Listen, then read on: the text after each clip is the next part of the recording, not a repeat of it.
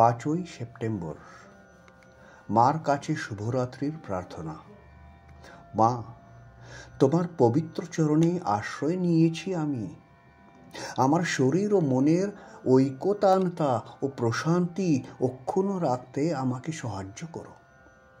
প্রতি মুহূর্তে সহায়তা এবং নির্দেশনার জন্য আমি যেন শুধু তোমারই পানে চেয়ে থাকি।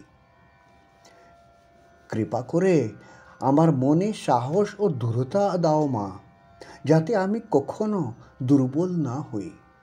আমার চিত্ত চিরন্তন আনন্দ এবং শান্তিতে ভরে দাও, যাতে আমি কখনো হতাশ না হই। আর তোমার দর্শনে ধন্য হয়ে আমি এই জীবনের শেষ নিঃশ্বাস অবধি তোমার গরিমা তোমার সমস্ত সন্তানদের পর্যন্ত যেন পৌঁছাতে পারি।